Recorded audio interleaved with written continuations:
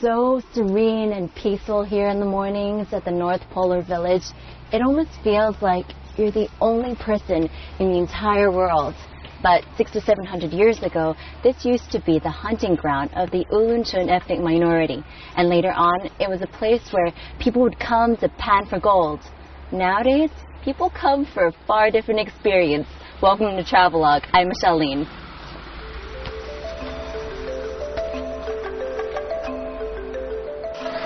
One and a half hours from Mohe town is China's North Pole village, known in Chinese as Beijichun or Beiji village. It was originally called Mohe village until, that is, in 2006, when the locals changed the name to one that capitalized on their greatest assets, their location at the most northerly tip of China, and being the only place in the country where you can see the northern lights. On first impression, Beiji village, tucked away among the forests of the Daxing Anling or Greater Xing'an Mountains region, looks like a sleepy place that is scarcely touched by the outside world. But the locals feel quite comfortable with the tourists who flock to their homes, curious about life in the northernmost village in China. Overlooking the Chita and Amur regions of Russia, Beiji village has a history of over 150 years. However, due to the Great Fire of 1987, little remains of the past here.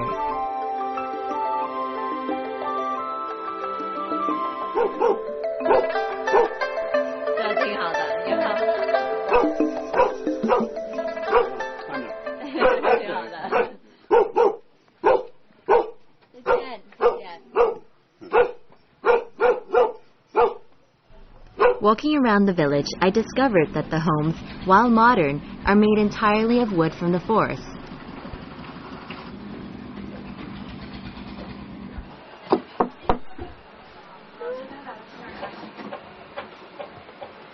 In the past, this is what the houses in Beiji village would look like. The entire structure, including the gate and the main door, was made out of unprocessed logs.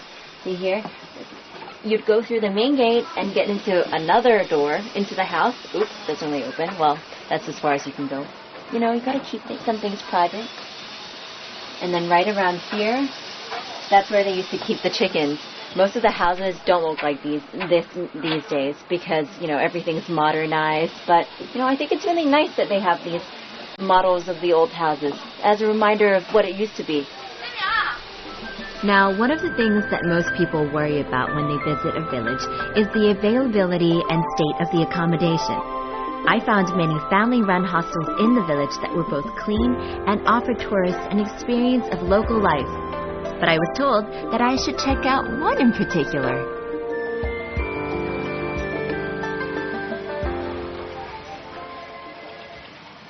Look at the room. It is so cozy. It's just entirely made out of timber, and the best thing about it, check this out, is the view. You get, on one side you get the forest, and on the other side you get Heilongjiang. Fantastic, right? And it's not even expensive.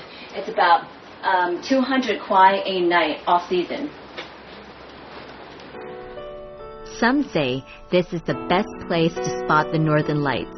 But even without nature's spectacular light show, the unobstructed view of the Heilongjiang River and the Russian shore is unbeatable. Now, if you're going to spend a number of hours outside enjoying the view, come prepared. Even in the summer months, the temperatures here can drop drastically in the evenings, so the short sleeves that you can wear during the day won't keep you warm at night.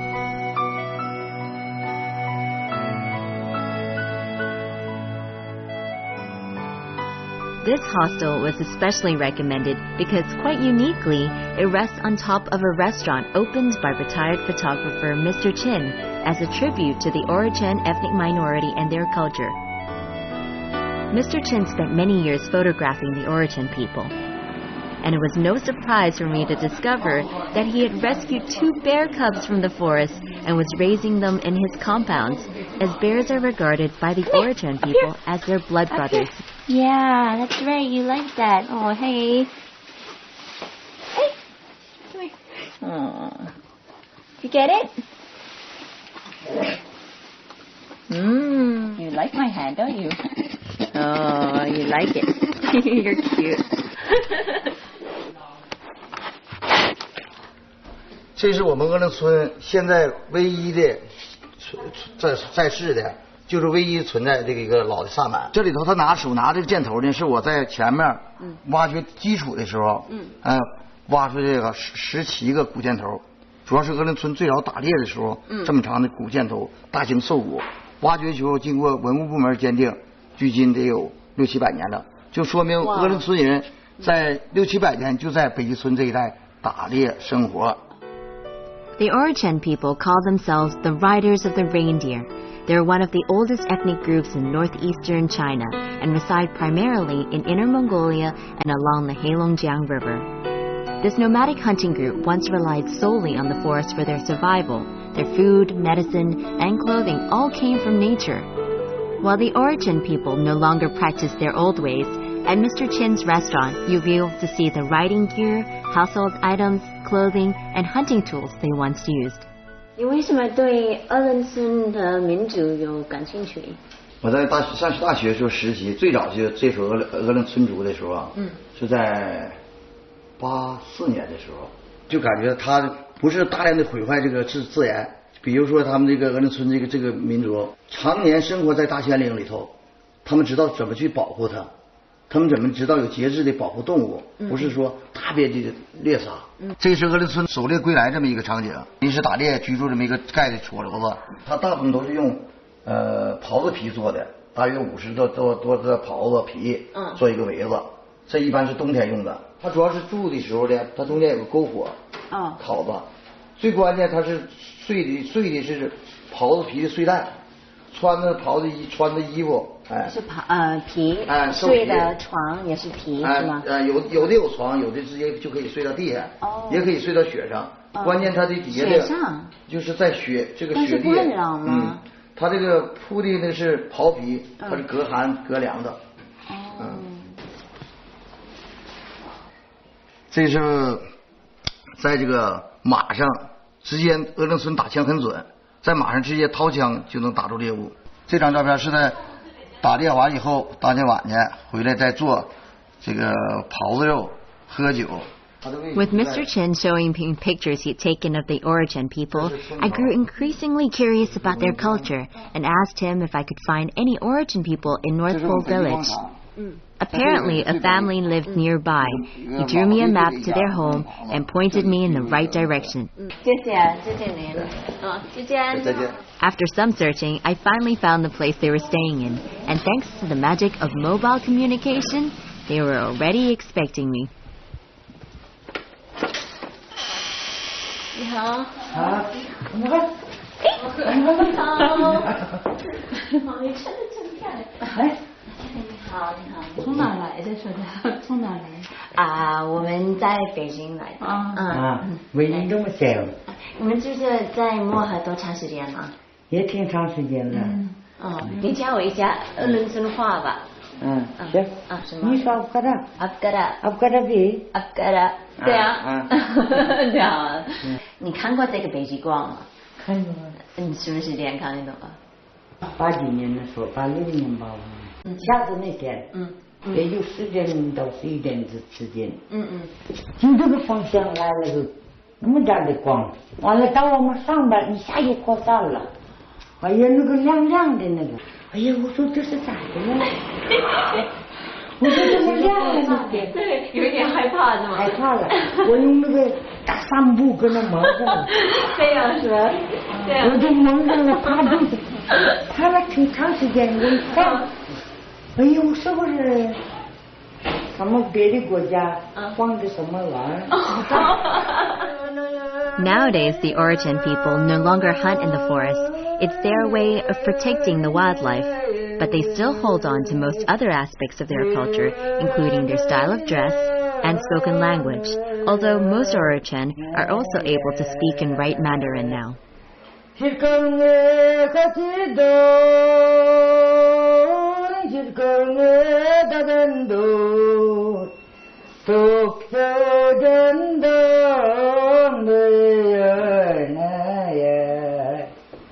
What happens is this bag here is used over winter, and it's for keeping little things like knives, and if they go hunting and they catch little animals and like, rabbits and stuff, they can put it inside, and then later on, after they've eaten the meat, they use the skin, for example, like this, to make shoes and, bags and various other little like trinkets. Oh, see. 那个大的小的可以。有2个模特今天，一个 the winter bag from the winter collection and the summer bag from the summer and spring collection. 不是线哦，不是线，不是线，怎么做这个的？刨的动物的筋，搓成线。哦，有抽。哦，这样。不好的。Yeah, you can't break this. This is like 几十年也不说，100年也不说。So that even if you use this for 100 years and you tried pulling at it, it still wouldn't break. In this weather, I was very impressed to see someone fishing in the Heilongjiang River. Few dare to brave the icy waters, preferring instead to line fish from the comforts of their boats. It turns out that Li Jie catches fish from the river to feed to her guests at the family-run hostel. I noticed they were a little small, but there was no need to feel guilty, as she told me the fish in the river don't grow any bigger than this, and that I shouldn't judge them by their size, but by how tasty they are. 这鱼长不大，就长这么大。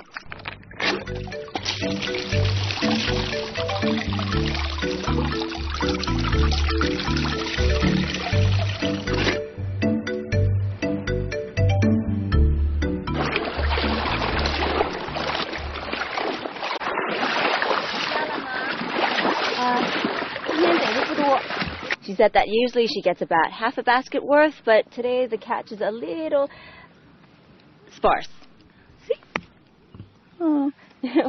去我们家里看看吧，我给你们做鱼吃，你们品尝品尝，看好不好吃。好，挺好的。I could really get used to living in a village. There's no question that all the food is organic and free-range because there's no alternative. There are no supermarkets in town, and everything that is eaten is self-grown, so nothing goes to waste. If they can't finish the fish they catch, it's salted and dried for the winter. While most of us pay exorbitant prices for organic produce, the villagers here live on a diet of free-range poultry, fresh vegetables, and fish. Seems as though we city folk are getting the bad end of the stick. Little stiff. Oh, wow, it's really humid in here. Oh, look. Do you see that? It's cilantro. Nice. I haven't spent much time on farms, so I was surprised to find that cucumbers have spikes. Yes, for those of you who already knew that, laugh away. It's not easy. 中午咱们就吃这个了啊！我去做菜去。好。What surprises me is how easy it is to prepare the fish. Just give it a quick wash, mix it up with some salt, and stick it into the wok to deep fry.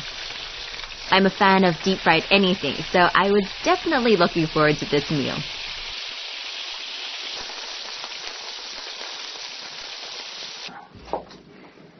鱼做好了。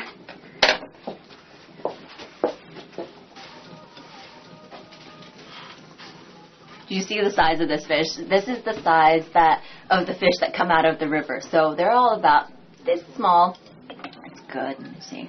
You can eat the whole thing. It's a local delicacy here, and all the locals eat it. And they say that when the visitors come, they really like this dish. So if you come, you got to try this.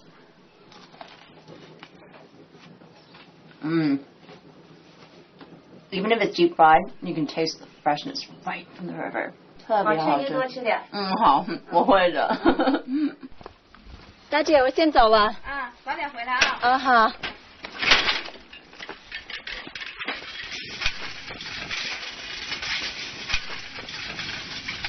Prior to my trip, I'd read about Yinjing, who, after graduating with a degree in finance, decided to return home to Beiji Village and become an ordinary postal worker.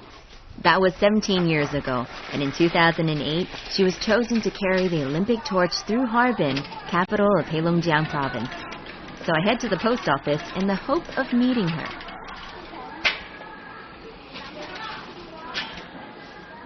Unfortunately, when I arrived, Yinjing was out on her run, busy delivering mail to the 3,000 households in Beijing. This despite the fact that she's been promoted to town postmaster. I decided to hang around and check out the most northerly post office in China. While it looks like most of the China post office around the country, I discovered that people also come here to get seals and special postcards made using any picture from their cameras. It can get pretty busy around here, so if you're not one for waiting, get up early. The post office opens at 8:30 a.m. Cool. That's pretty good, actually. It's not every day that you come to the North Pole Village, so, it's nice to take something home. And at the post office, well, see, you can make a little postcard and send it to whoever you want. Dear Mom. While I didn't get to meet Yinjing, I'm pretty sure that at some point she'll be sorting out my postcard along with the many others sent by tourists back to family and friends, all signed off with variations on, "With love from North Pole Village." Most people just, take a spin around Heilongjiang River to get a look at, Russia and China on both sides. But if you have the time, you should go right up to the head. 你好。你好，你好，你好，谢谢。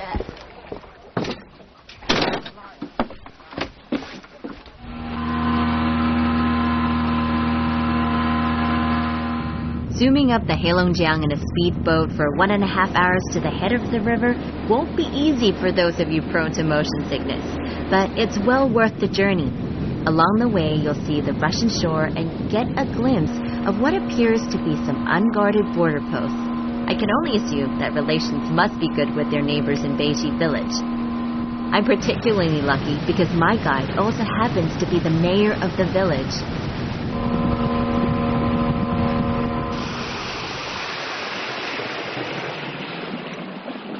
这就是两条河的交汇处，两条河并到以后，再往下游就叫黑龙江了。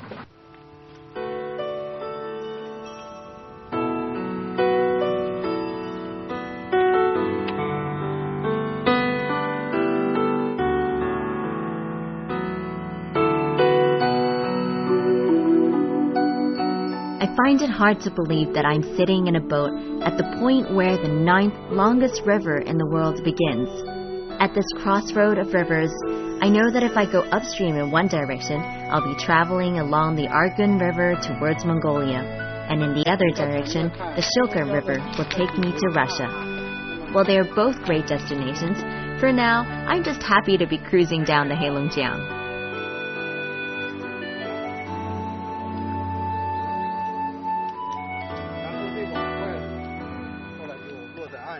在冰上来。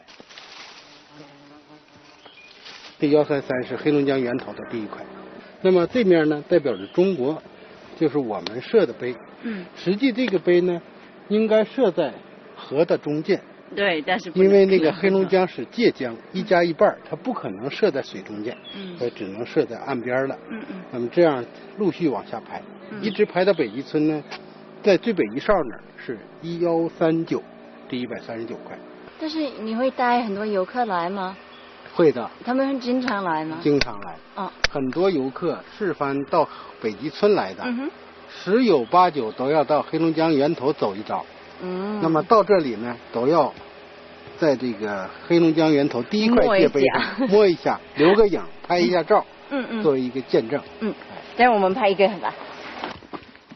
1、2、3。 不错。哎，不错。Traveling on the Heilongjiang River, I'm struck by just how wide and open the space feels, even where the clouds seem to reach down and touch the water. It's a beautiful day out, and it's on days like these that you can really appreciate the spectacular scenery of the Heilongjiang River. Near the head of the river, you'll find Luoguchun, a very small village that is actually the most northerly village in China, although few people ever travel here.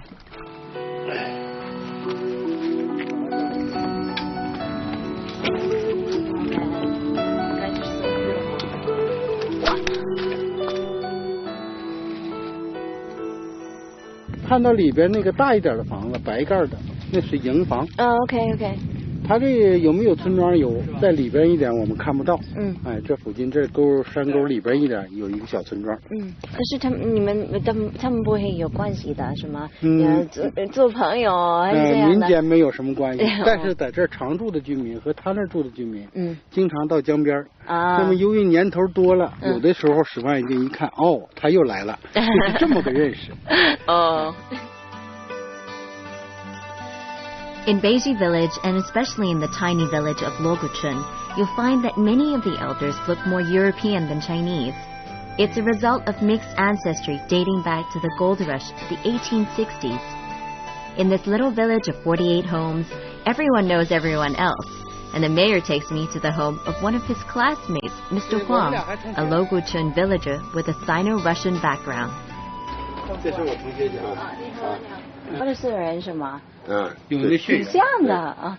我奶奶是。您奶奶？我姥姥。是。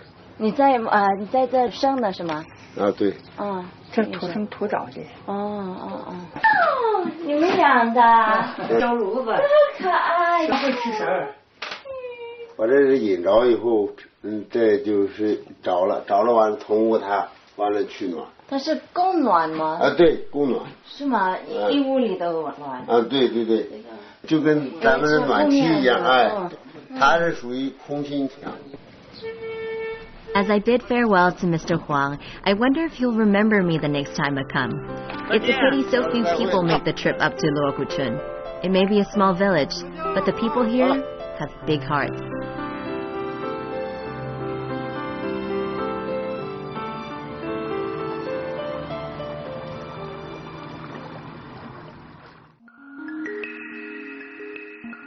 Most people come to Mohe to see the northern lights. The best time for that is reckoned to be around the summer solstice. That's the 21st and 22nd of June.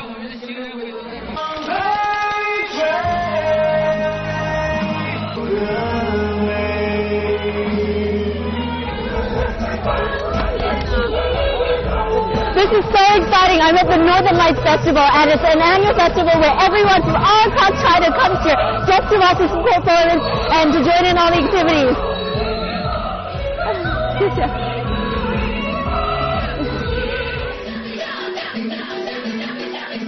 Beiji village may be a small place, but visitors from all over China travel here around the time of the summer solstice in hopes of seeing the northern lights.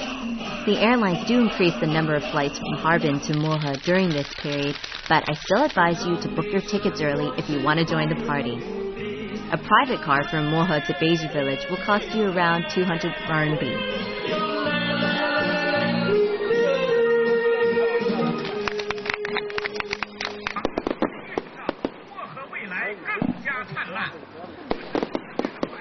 Okay, so we're going to go in this direction to, I don't know where I'm following everybody, towards the fireworks.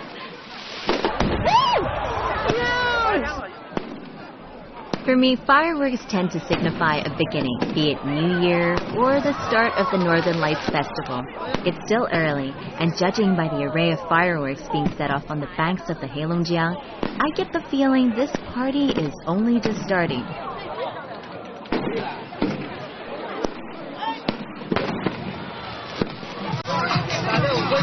I'm not sure if I get the Olympic feeling, but why not?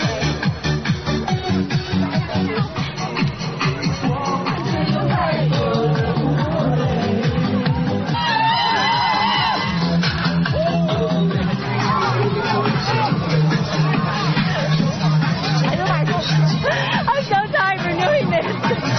Okay, enough dancing. Let's go party. Join the party.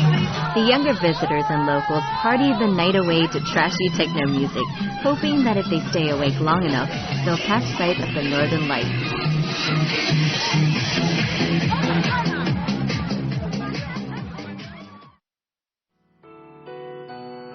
After just 2 hours of night, dawn breaks, and once again, no sign of the northern lights. Perhaps the partygoers, all tucked up soundly in their beds right now, will be luckier tomorrow. know, when most people come to Mohe, they just want to be at the most northern tip of China. But there's a whole lot more to experience here, you know, from forestry to grasslands to just life by the river. It's a really surreal and true experience because it's here that you're closest to nature. I hope you enjoyed your journey with me to Mohe. Thanks for watching Travelogue. I'm Michelle Lin. I'll see you next time. But in the meantime, keep those bags packed.